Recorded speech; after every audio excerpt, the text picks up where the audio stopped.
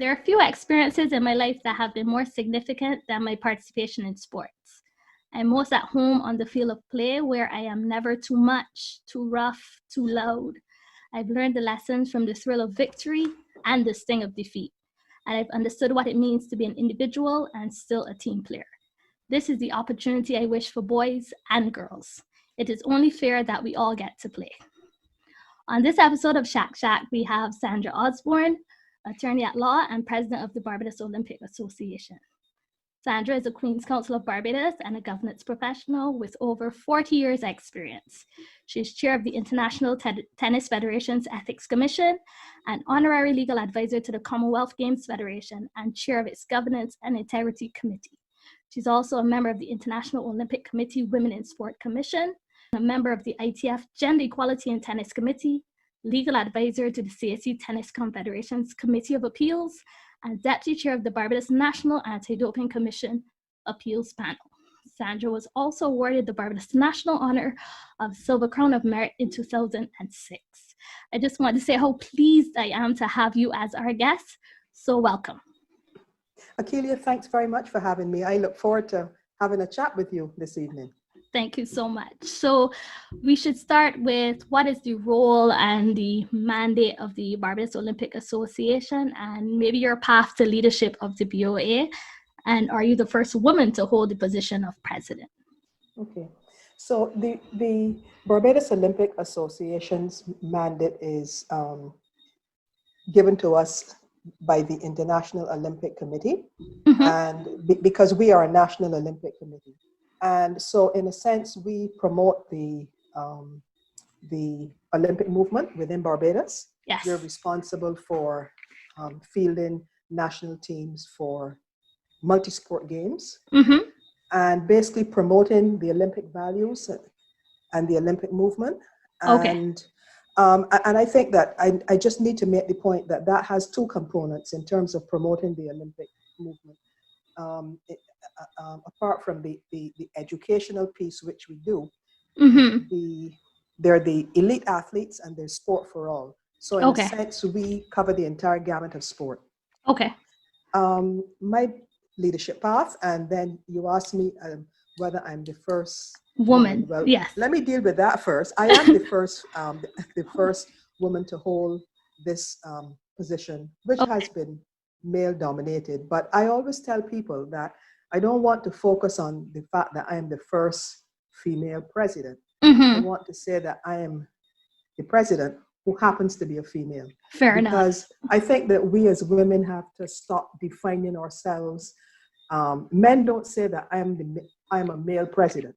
And so I think that we need to not, in a way, box ourselves into this definition of I'm here because I'm female, or yes. I mean, I'm here. I happen to be a woman, but I'm a president just like any other male president who would have been a president in the past. Now, how did I get here? My background is tennis, which I would have started playing probably when I was about 12 years old at Queen's College. And then after that, I would have played for Mona campus, because I went to Mona first before I did law. And then when I came back here, in between all the legal studies, I played for a club, Paragon Tennis Club, which is still a very vibrant club going today. I don't play anymore. But my entire family, husband, 2 sons, we play, and we're now trying to get the grandchildren interested and so on. Nice. But I think that what happened to me after I had the 2 boys is that I became the classic tennis parent. And maybe more than tennis, because whether it was swimming or football or whatever, the mother and the father, were both get involved, running around precisely. And so, but of course, because I knew the sport of tennis the best, I tended to gravitate towards that more. And that then caused me to transition into being elected on the executive of the Barbados Tennis Association. And then I took up directing tournaments, international junior tournaments that they had. That transitioned into Davis Cup. official organizer. So I became quite engrossed in the whole logistics of running tournaments. Mm-hmm. And then, and that was probably like 20 years that I was involved in that Okay. type of activity. And then in 2012, I was elected to the BOA board. And 5 years later, in 2017, I was elected president. Nice. And then somewhere between 2012 and 2015, I started to become involved in international sport. So I then Okay. started to take up various positions. Yes. So that basically is how I'm Oh. here today. Fair enough. That's how you got there. So, how would you describe your leadership style? You know, not as a woman, but as an individual. How would you describe your leadership style? I think this is an area that I've actually thought about quite a bit. What kind of leader would I like to be? What kind of leader am I now? And Yes. I think I would describe my leadership style as inclusive. Okay. Because I believe, I really fundamentally believe that to work with colleagues successfully, we've all got to share the same dream. Yes. And in other words, the overall vision of the organization needs to be a common vision in terms of what we want to achieve. So I would say inclusive.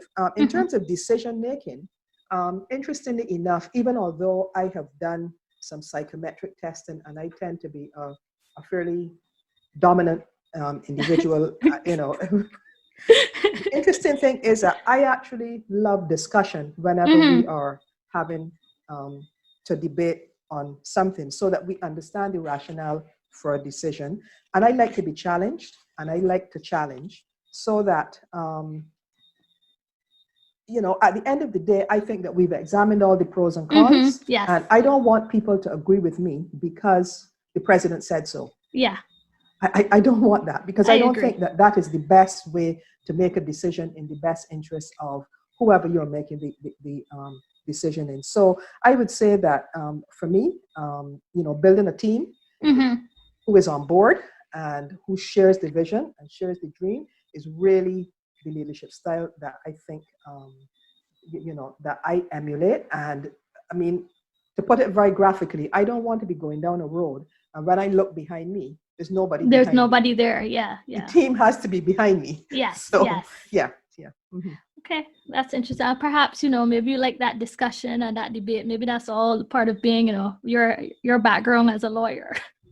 Maybe so. I think so. But I've also seen the benefit of it because Yes. I've been in my professional life. I spent quite a number of years as a general counsel and corporate secretary, as a governance professional and a general counsel in a financial services organization. And that had a fairly advanced board in terms of governance. Okay. And I was very much able to work in the building out of a governance infrastructure and understanding what role directors play in terms of the governance of an organization. And, I've seen the benefit of it. So I think that that the autocratic style, apart from being outdated, it doesn't really work in the long run. Because as I said, if people don't share the objectives, then we definitely have, challenges down the road.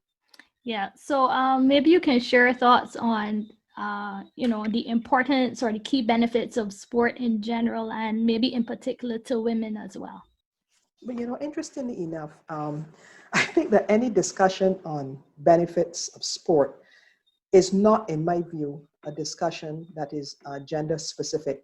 Because I think that all people throughout every stage of their lives should benefit from sport. And the benefits are many. There's so many things that come to mind.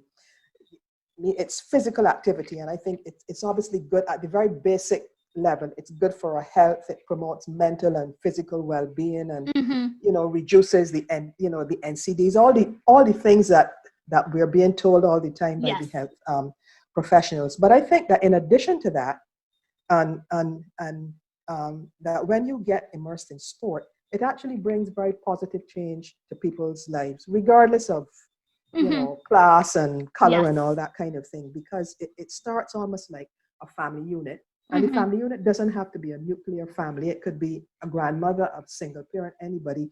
But a child, wants to get involved in sport. The the family supports Yes. that person, and as they grow, the community, and then it builds national pride and identity. So it grows, Yes. and whether it's competitive or recreational, I think that it unites people in Yeah. a very, very positive way, and it's a very cohesive force in society. And then as you climb up the ladder, you start to learn things like leadership, teamwork, discipline, self-confidence. I mean, it's Yes. self-empowering. How do you set goals? How do you achieve those goals? The ethics in sport is also important in the sense that athletes have to learn to respect their opponents, respect the rules of the game. Yeah. That's true. Play clean. I mean, there's so many things that build character, and then of course a lot of that spills over with the officials and the administrators as well. And so, I think that there's so much that sport can do for a people. Yes. And it's a very powerful tool. Yeah, I definitely agree. So I mean, you talked about all the good things that sport does, and I definitely agree. I guess from a personal perspective, what do you feel that participating in sport has done for you? I mean, other than obviously the leadership of the Barbados Olympic Association, but I think that that question it's kind of interesting that you should ask it, and in a way I'm glad that you've asked it at this point in my life, because I don't think that I could have articulated the reasons why, other than I love sport, I love activity. I've always been involved in it, and my family has always had a bit of a sport background. I have uncles who were involved in sport. My grandfather was a West Indian cricketer, a fast bowler, and so there's always been sport in my family. And there've been footballers and Empire. My grandfather would have been one of the founders of Empire Club and all that. So we go way back in terms of that, and so it's a matter of getting involved. But I think that as I've matured, I see it as a way of giving back to society, and I see it as a way of being involved in a very, very powerful tool, as I said, that can transform lives and unite people, bring people together in a way that not much else can. Yeah. And Mandela, he has this famous quote about, sport has the power to transform lives and so on. And he also makes the point about uniting people. And he's so right. As I reflect, he is so right when you look at what sport does at every single level, whether it is at the community level, the club level, the national level, the regional, the international. To me, it's something that I believe in. And so for me, I talked about all those benefits, but I really do believe that we are improving the people within our society. And I think that one of the challenge for a lot of people involved in sport is how do we take people who seem to be drifting and seem not to have a positive, approach to life. Wouldn't it be good if we could take those people and put them in sport and give them the facilities that would allow them to start to inculcate some of these values and become very, very well-adjusted members of society who can make a contribution. Yeah. So I mentioned that you are, a member of the International Olympic Committee Women in Sport Commission. So the IOC is keen, of course, on increasing the number of women in sport and also number of women sport and athletes in the Olympic Games. So maybe you can tell us a bit about, some of the IOC initiatives related to gender equality and maybe some of the initiatives that the BOA is also undertaking locally. So the International Olympic Committee for sure is very, very focused on gender equality and at a number of levels, both at their own governance level, and it trickles right down to all the organizations which come under their umbrella. So there's a document called the Olympic Agenda 2020, which is their strategic roadmap, and it has a number of recommendations which they had outlined as desirable in this particular quadrennium, which would be end in 2020, and then some of them roll into 2024. But there are things like, for example, they're committed to increasing the number of women elected as IOC members and on the executive board.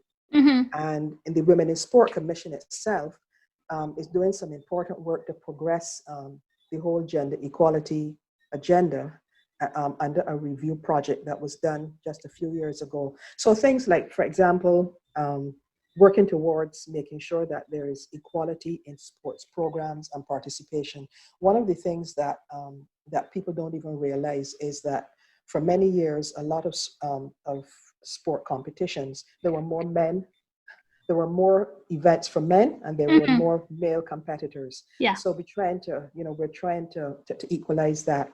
And then that trickled down to even standards of venues and facilities where they weren't shared. There was always the focus on the male competition, competition schedules, and the timing of the schedules and things like that. One of the things that the IOC has also been focusing on is athletes safeguarding from harassment and abuse. And mainly females are the ones who tend to suffer more than males in that area. The other area that's really, really interesting, that when I learned about this, I said, oh, well, this is very insightful, is the whole issue of media portrayal.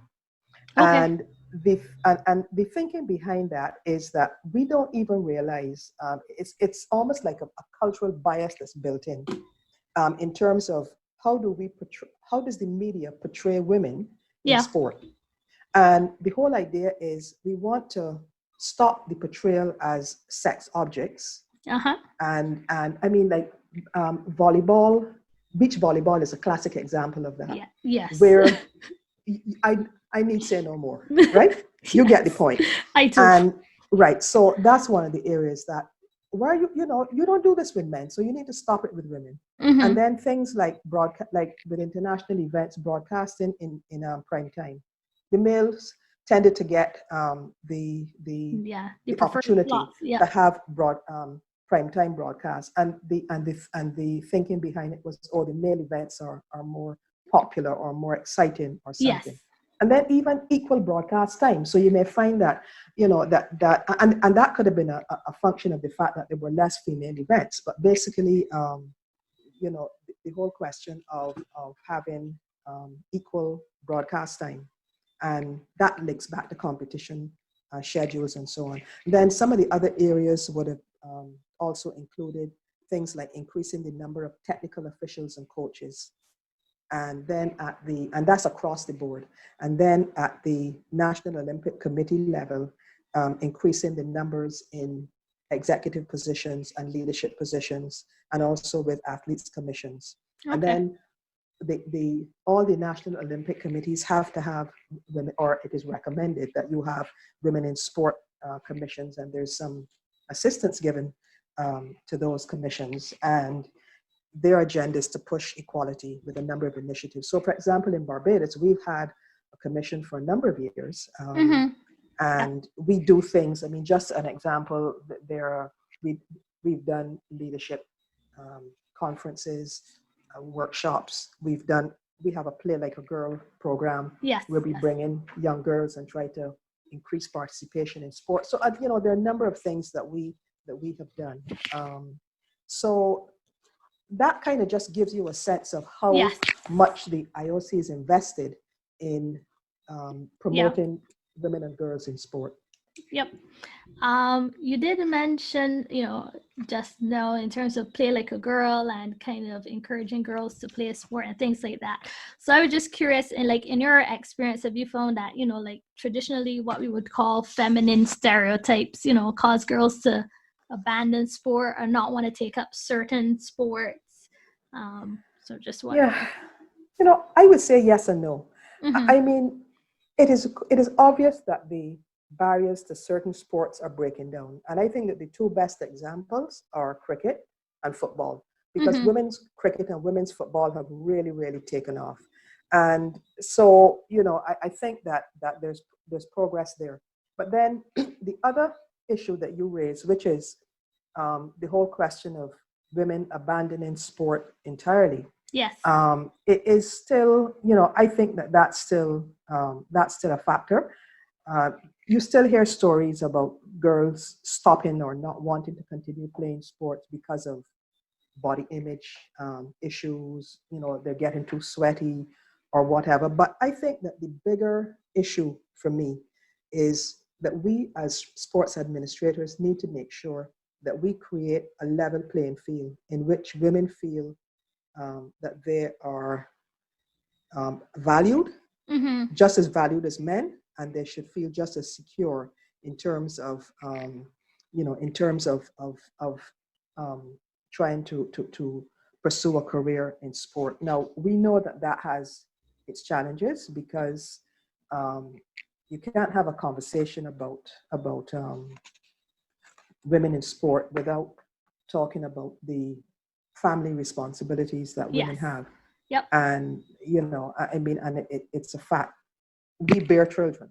I don't think that we can, that's not going to change anything. There's no way around it. Yes. There's no way around it. And it's good. I think it's great. And we have an opportunity to nurture children. And I think that women embrace that very well.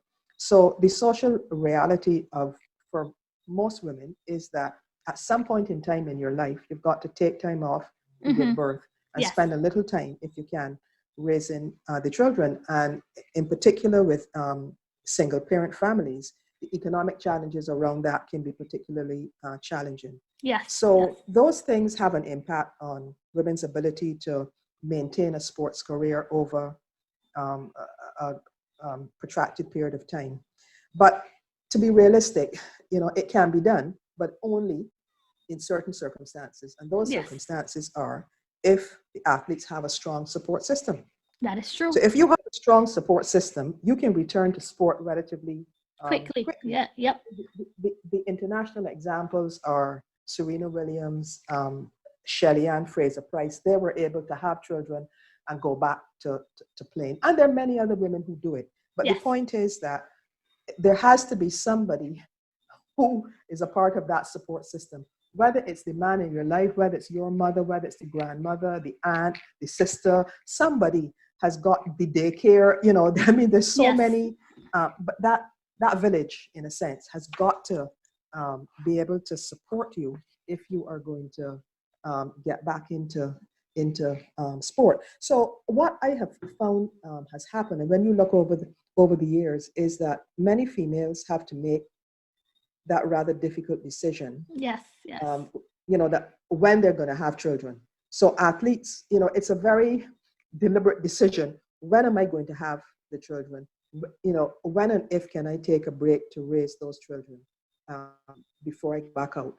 And in fact, what has happened with a lot of women, certainly in our environment, is that many women then become the chief supporter of their children as young athletes. Yeah. So you find that the cycle starts again. Those mothers are very committed to having their children in sport of any kind, and they're the biggest cheerleader, the biggest supporter. They carry the children wherever they have to go, make a lot of financial sacrifice in order for those children to realize their dreams. Yep. And those children may get to the next level or to a higher level than the parent. But fundamentally, the cycle may continue because those children themselves grow up. So I think that women have those challenges. I don't know that there's any solution. Any magical solution. I think you just have to work with, with what the circumstances are. But that's not to say that women cannot have a successful career in sport, because we have seen many, many women have a successful career in sport. But what may very well happen is that they may make a very deliberate decision to postpone having a child until such time as they are ready to retire. Yeah. So whereas for a man, it's not quite the same. Yeah, the decision is not, it's not the same.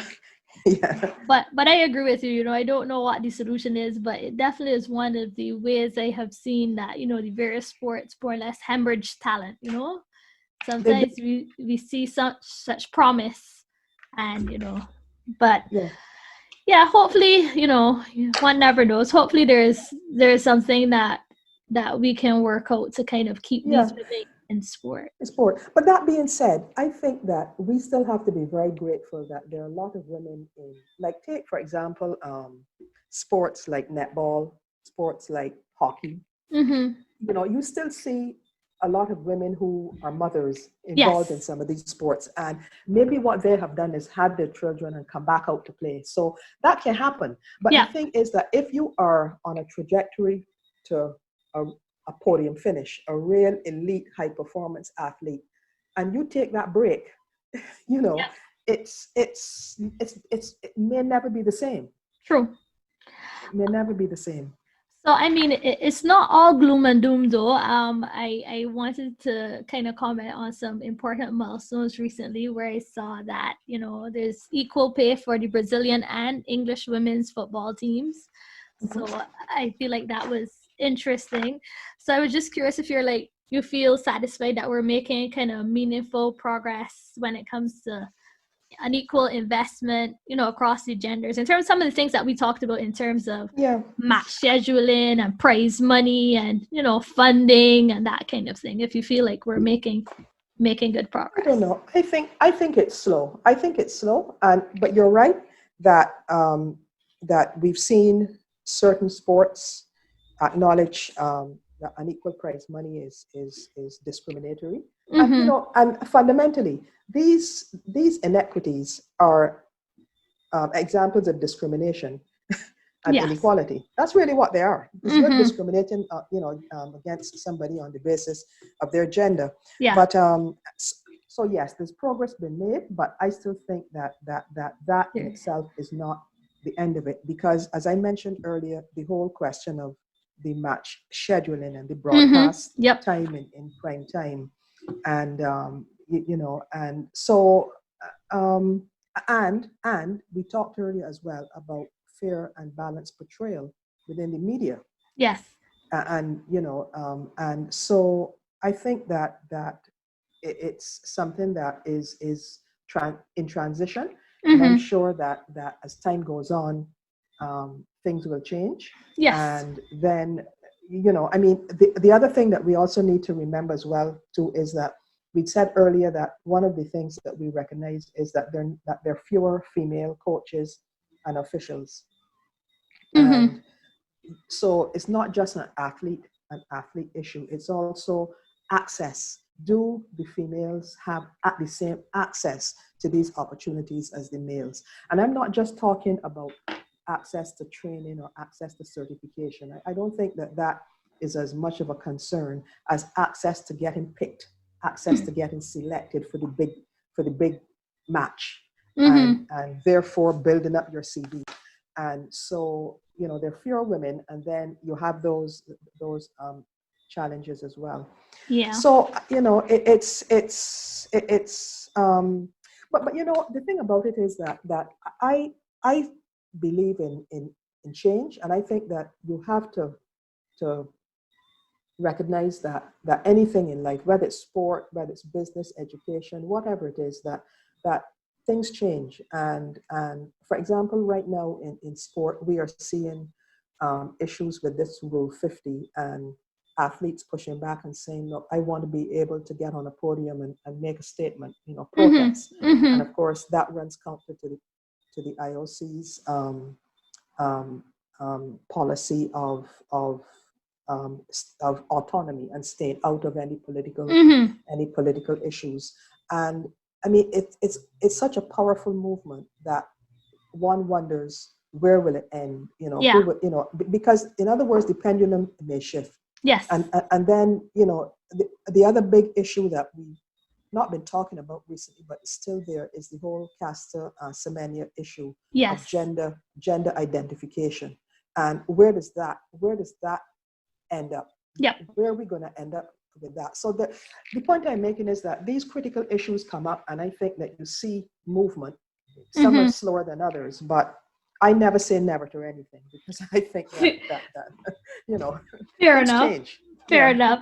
But you did mention something that was interesting there about, you know, more women coaches and, you know, some kind of like um, attitudes or issues with training. And the other interesting thing that that I saw was about Chelsea Women, which recently became the first football club to tailor their training program around players' menstrual cycle in order Yeah. to enhance performance and cut down on injuries. So, do you think that's something we'll see more of across sports and I mean, even locally? But I think we have to. I think we have to, because if Mm-hmm. you are saying that women are now in the mainstream of sport, and that is professional sport that we're talking about as well, and we recognize that there are these problems because, um, there's a lot of um, um, uh, what's the word, like studying, a lot of studies that are being conducted now about that very issue, women's Mm-hmm. performance across that monthly cycle and so on. And I think that as we find that women become, and sport becomes more professional for women, that a lot of the issues that we just paid no attention to are going Mm-hmm. to now become issues Yeah. that we need to deal with, Yeah. At the forefront. and Mm-hmm. at the forefront. So I am confident that as time goes on, that these things will have a good landing. Okay. Good. And I mean, I don't know where that landing is going to be or what it's going to look like. But and, yeah. and, but yeah. But certainly it should, factor into some of the training schedules that we see going forward, as you said.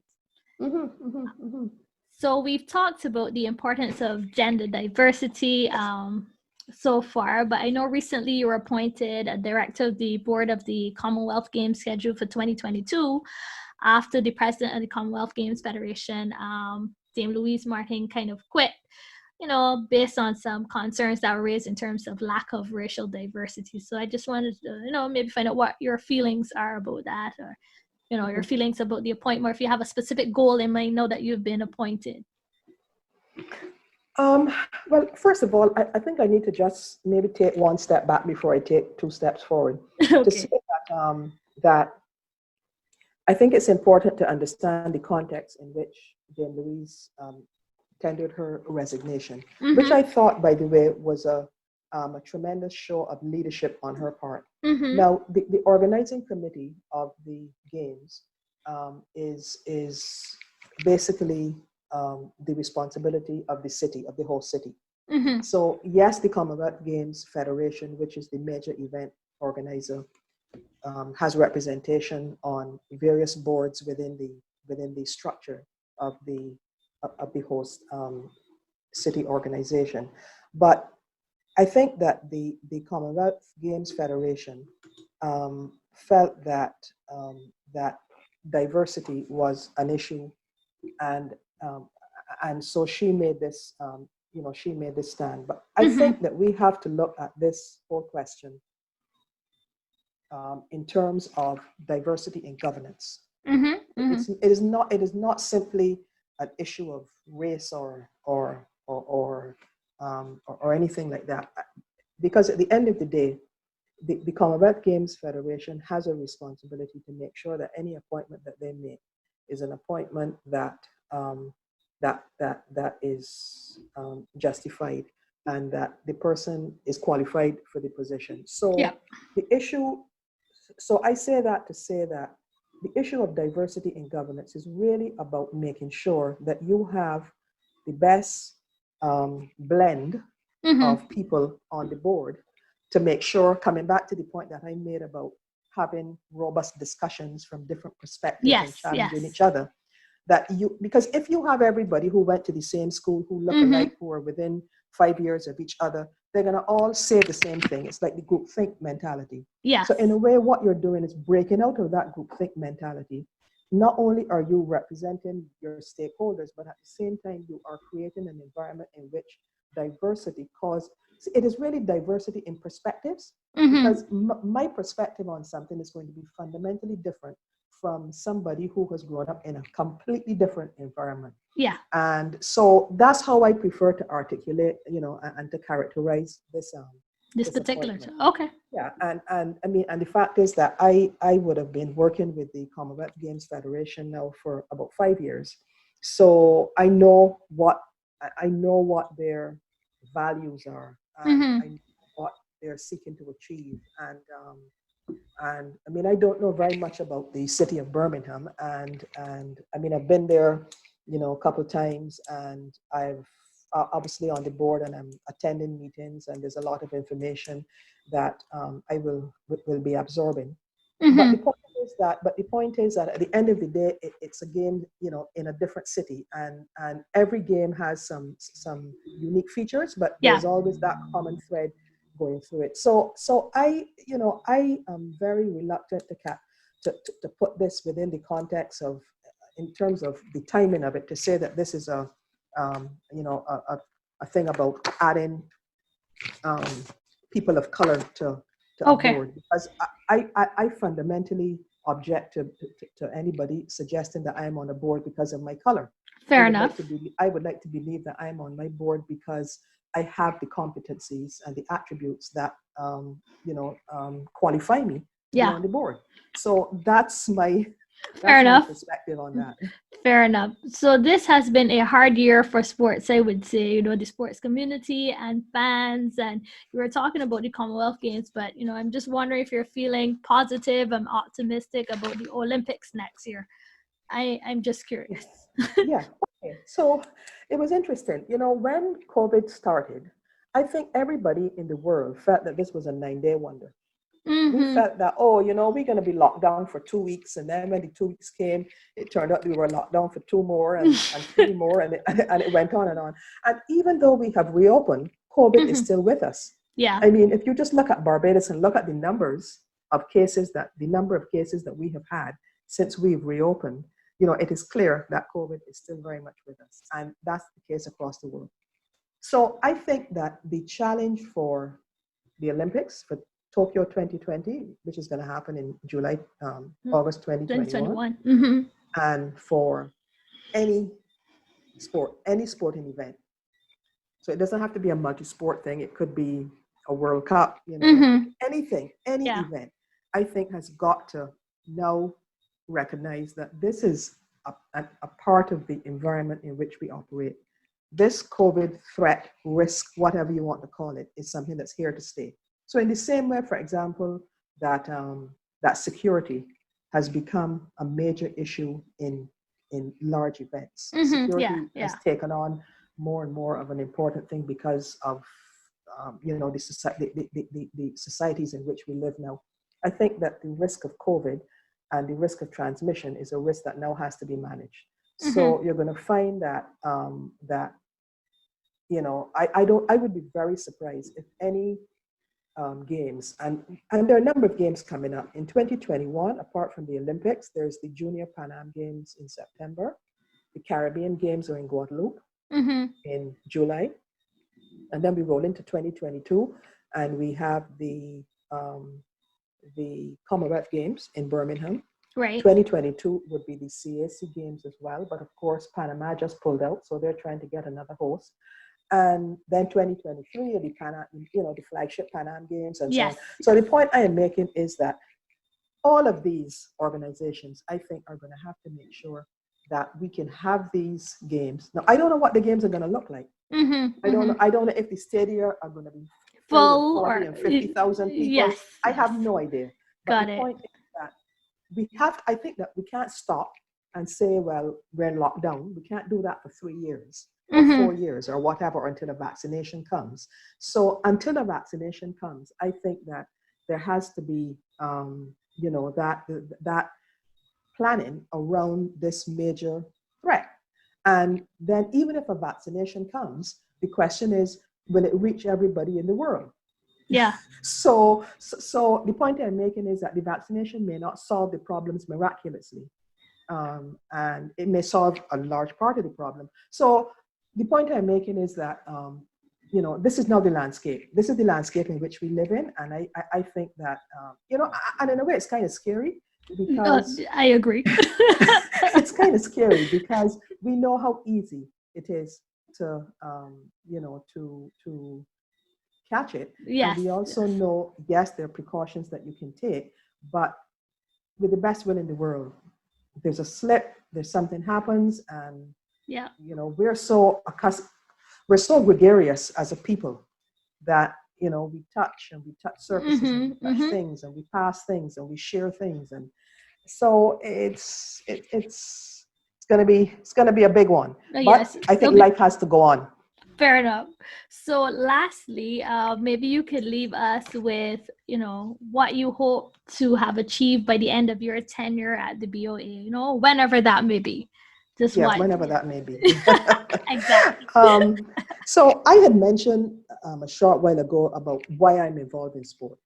That I believe it's something that can transform people's lives, make people better, unite people, and so on. And and when I was elected in 2017, I there were two pillars upon which I kind of hung my campaign, and it was, first of all, that we needed to be athlete centered, and we Mm-hmm. needed to have good governance. Mm-hmm. And by that I meant that I saw the BOA as having an important role to play in the development of sport by supporting athletes in realizing their dreams at whatever level and promoting sport for all, while at the same time making sure that we ran the organization in a way that's transparent and accountable, and all the things that are required for good governance. So Mm-hmm. I am very happy 3 years down the road with where we are. I Okay. think that we've been able to build on a lot of the foundation and the good work that has been done in the past. And the big challenge that we have, though, is financial. Mm-hmm. And by that, I mean, that we really need access, and this is Barbados as a whole, not just the Barbados Olympic Association. We need to have access to more resources, Yeah. whether those are financial resources for training and all the things, it's facilities, it's high performance expertise. And I could just go on and on and on Mm-hmm. with what do we need, because we're at a significant disadvantage in terms of when you look at bigger countries who Yeah. can invest significant sums, to produce a single athlete. So that being said, and despite that major challenge, I think that my vision is really grounded on us being the best possible organization that we can be. Yes. Let's call ourselves a world-class organization. We're athlete-centered, and we are going to lead the charge in transforming lives through sport. So our strategy is actually built around that, and built around focusing on elite athletes and the support that we can give them, focus on sport for all and promoting the values in the Olympic movement and so on, focused on building capacity within our national federations, which of course spills over to athletes, coaches, technical officials, administrators, and so on. And also making sure that we ourselves um, um, do a better job at telling our story, who we Okay. are and what we do, and playing that role as a leader in sport in terms of being a voice in sport, maybe speaking more on issues, Mm-hmm. forging partnerships with key stakeholders, government, the media, potential sponsors, other organizations. I mean, we partner with other organizations from time to time on various projects, and it's great. And then, of course, as I said, improving our governance. So I think that that my vision and the strategy that we have to support it are very measured, Mm-hmm. because and I think recognizes that we have limitations. But that being Yes. said, we still have to forge ahead. We still have to go for it. So as I said, it's a 5-pillar strategy which supports that vision. Mm-hmm. And I feel that if by the time I leave, I can see that we have a stronger organization in terms of the pipeline that we, from the time we see an athlete um, having promise, that the pipeline to get them from A to Z Mm-hmm. is so much easier for them. Because one of the major problems that our elite athletes have is that if they leave, once they get past the curricula level, which tends to be just out of school, Yeah. and there's good support in at that level, they go into a university system, great structure, great support. But what happens after that? Mm-hmm. When they're maybe becoming professional, maybe and they don't have the resources to have a structure around them that allows them to excel. That is where we are having our problem. And so it is almost like post secondary school to keep the athletes on a trajectory that allows them to grow. And so if we could have that pipeline a bit more structured, a bit more certain, and I think that we would have done well. I think that in terms of sport for all, that if we can communicate our message about physical activity and moving a bit better, that I think that there's so many linkages that we can make with so many different organizations in terms of that, and then building capacity for all of the national federations that we support and ourselves as well. So I am hopeful that we can advance that agenda. And I think that it's not something that you do overnight.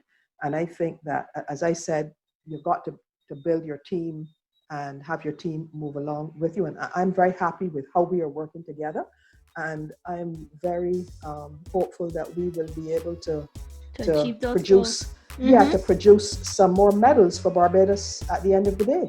I agree. So thank you so much for joining me and sharing your insights today. As a sportswoman, some of the changes I'm seeing really do make me feel inspired and hopeful for future generations. And I really do look forward to see your plans come to fruition. Well, thank you very much for the opportunity and for interviewing me. Thanks very much. Okay. All the best to you. Thank you. Thanks for listening. Don't forget to join us every other Wednesday for another episode of Shak. Subscribe to our podcast using your favorite podcast platform. We are on Apple Podcasts, Google Podcasts, and many more. You can also connect with us on IG, Facebook, and Twitter, or by email at akilia@shakshak.club. Let's shake things up.